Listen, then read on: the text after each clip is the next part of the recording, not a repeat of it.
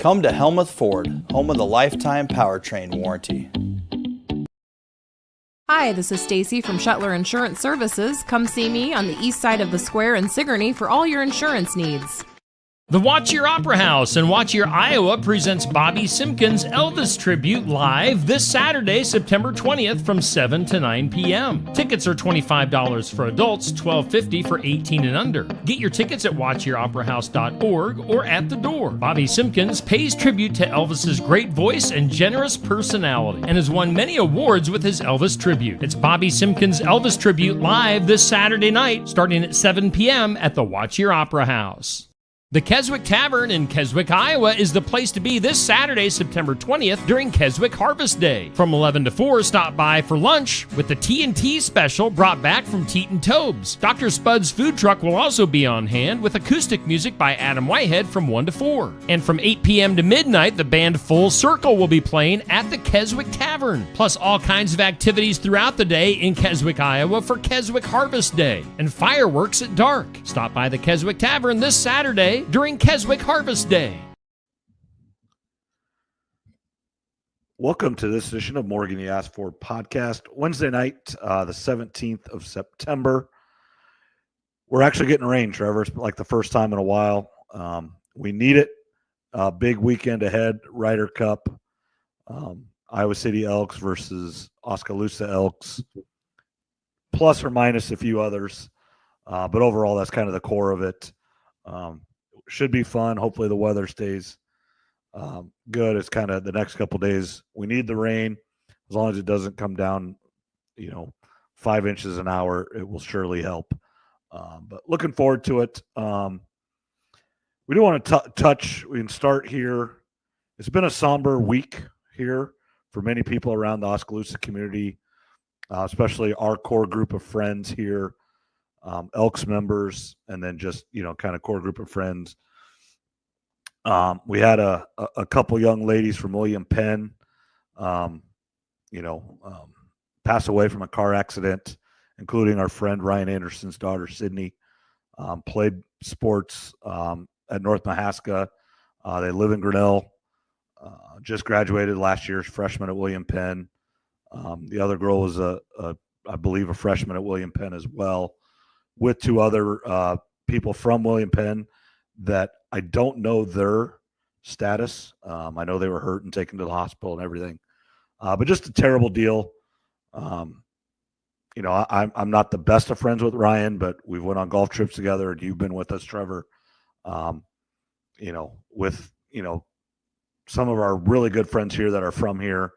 Brett Foster, one of his best friends, and it just stinks. Anybody that young to lose their life, it just stinks, and there's no other word for it. And we feel for everybody, and we're thinking about everybody affected by that, not just the Anderson family, but the other families involved as well.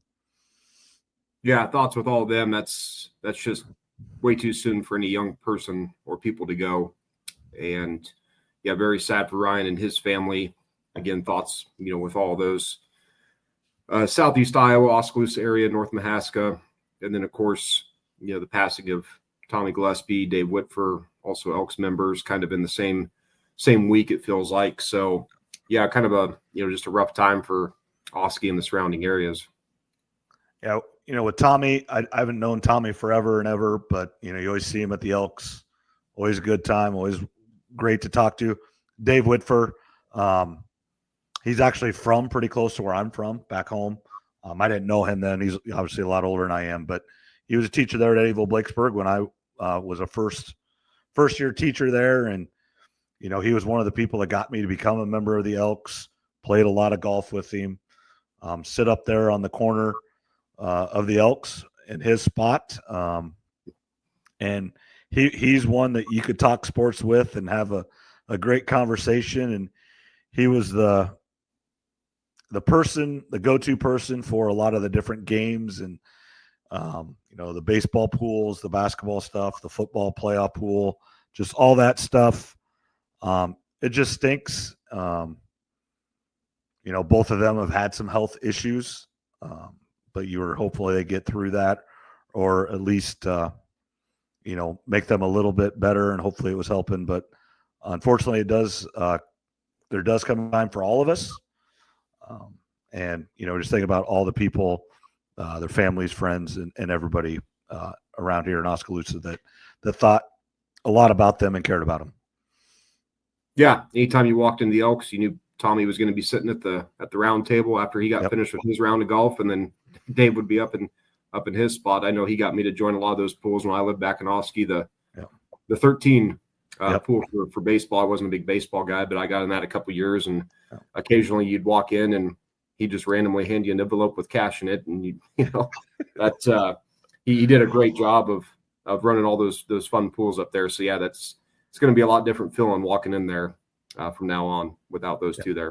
Yeah, it just and the one thing, and I think we talked about this a little bit on here, is we're definitely getting older.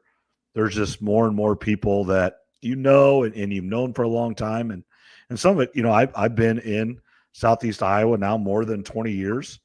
So people you've known, and we talked about it this summer in Ottumwa that kind of had this, where 2 or 3 people that I knew were all, affected by different things. And, this is really home. I lived here longer here than anywhere else. I lived 18 years in Adair where I grew up. Then I went to college, and then I moved to Eddyville and Oski, and I've been to Eldon. I mean, I moved around a little bit here, Pella, but Southeast Iowa was the longest place I've ever called home, and kind of Oskaloosa and the Eddyville area. And, it's home now, and you meet and have relationships, and that's what's great about life. And, the golf circle, the teaching circle, and then just the other people around that make life worth living. Yeah, the golf community and the teacher community kind of forms as one, it feels like, especially there in Oski and Southeast Iowa. So like I said, it's just really a rough time for a lot of folks in the area right now. So just really feel bad for everybody involved in, with those 3 different situations. So thoughts are with all of them. Yep. Now we will transition here to, what we talk about here on Morgan You Asked For podcast, which is sports, which this time is football. We're going to start with college.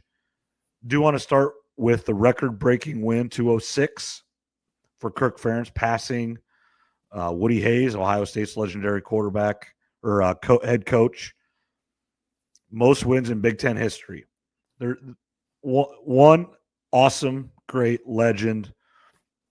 I hope Matt Campbell stays 27 years and can start breaking some of these type records and having, potentially a statue in front, which Kirk Ferentz, I hope they do it sooner rather than later. Give people their flowers while they're still here, is kind of touching back to what we were just talking about. You never know. Give them their flowers while they're here. Just great testament to the University of Iowa. It didn't start real smooth, and there's been a couple hiccups along the way, sticking with Kirk Ferentz, and then for Kirk Ferentz sticking with Iowa. It doesn't happen as much as it used to, but coaches leave. Universities just get rid of people quicker. We've already seen 2 Power 4 coaches get fired this year, not even 3 games in or less than 4 games in, depending on who it is. And this is a fair question that I've heard posed on several podcasts and shows that I listen to. Will this record ever be broken? It's a fair question, and everybody's like, well, Ryan Day will do it. He's averaging 8-9 wins, a year in the Big Ten. And that's true. If he stays at Ohio State for 25 years, he will break it. That's not the question. It's just there were questions last year, especially right after he lost to Michigan, whether Ryan Day should be fired. And he ended up winning the national championship. I mean, that's the pressure he has. And he's at the situation now where Kirk Ferentz was for years and years. Does he want to stay there? I mean, that's a really good college job, but does he have NFL aspirations? If he has them and he wants to, he will be able to take a head coaching job in the NFL. He will get it offered if he wants it. If he shows interest in teams, he will get an offer if he wants. Or to any other job in America. To say he wants a different challenge, it looks to me like Florida is going to be up real soon. that would be, that's one of the best jobs in the country. They've got many national championships. If he just wants a different challenge, is that something he wants to do? And sometimes you just want to leave a little bit too soon than too late. Yeah, it's a fair question if it'll ever be broke. I don't know if it ever will. The longevity is really tough in sports nowadays with the media and the pressure that a lot of universities and NFL too for professional sports that put on these coaches. So a lot of times fan bases aren't really don't have a lot of patience for guys when they go into a little bit of a slump. So yeah, I don't know if the record will ever be broke. Obviously, Kirk Ferentz, it started out a little bit slow, and then he turned the program around kind of, I think he's got 8 or 9 10-win seasons. I think 21 or 22 bowl game appearances, however many 100-plus players in the NFL. So it's been a hell of a run for Kirk Ferentz. And I don't know how much longer he's going to coach. Every year could be his last type of deal. I don't know if he's going to try to make it in even 30 years because I think this is year 27 now. Is that correct? And 99 was his first season. For 26. Okay. So, yeah, I don't know if the record will ever be broke. Even for Ryan Day, if he has a 5 or 6 year slump without maybe reaching a national title game and maybe goes 0-5 versus Michigan or 1-4 type of deal, 10 years down the road, do they maybe look to replace him? Because we know how Ohio State fans are. They don't have a lot of patience there. Like I said, I've got some Ohio State fans that I'm coworkers with, and they love winning the national title, but they're not completely satisfied with last year because they lost to Michigan. Yeah, his standard isn't bowl games and, maybe going to a lower bowl game once every 5 years. Their standard is the playoffs every year and truly compete for a national championship every year. It's not about winning the Big Ten for them. And you said this a few times. It's beat Michigan and get to the playoff, and probably in that order. Yeah, he's got to be Michigan. That's something he has to get done here. You would think this year is going to be a good chance for him. Yeah. And it's like I said, I got some coworkers that they're very happy they won the national title. Obviously, Iowa State fans would be really ecstatic if either one of those schools was to win the Natty. We wouldn't really we wouldn't care about the Cyhawk game that much if you won the national championship. But at Ohio State, that's a little bit different story. So, yeah, as far as Kirk's record goes, and again, he's not done, so he's going to keep adding wins to this.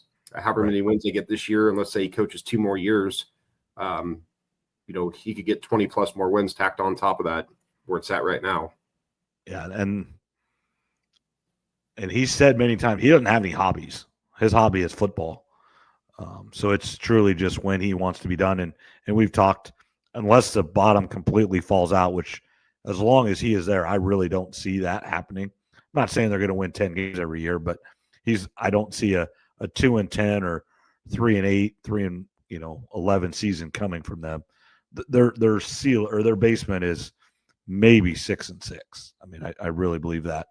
Unless, and I always, caveat injuries, if Gronowski gets hurt and Hank Brown gets hurt and all of a sudden you're on your third quarterback, well, that, just like Utah last year, that's what happened to them.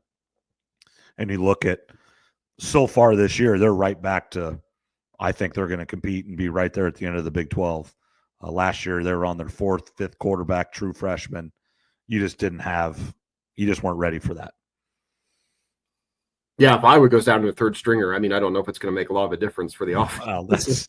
As long as you can hand the ball off to the running backs, I mean, you don't have to do much else than that. But no, it's been a hell of a run for Kirk, so good for him on getting that record. And there was a nice tribute after the game.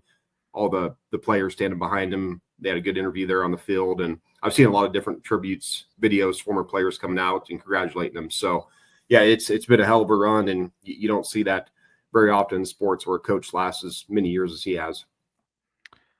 Yeah, it's just so unlikely now. I do think Iowa State has the guy, if someone's going to do it, that's relatively younger. He essentially is my age. He's 45, 46 years old for Matt Campbell. And he said that he is, kind of looked up to Kirk Ferentz and, Bill Snyder, kind of that type of person. And he's had chances to leave. And Kirk Ferentz had chances to leave. Bill Snyder had chances to leave. And he didn't. Money's not the number one thing for him. If it was, he would have been gone a long time ago. Where he lives is important.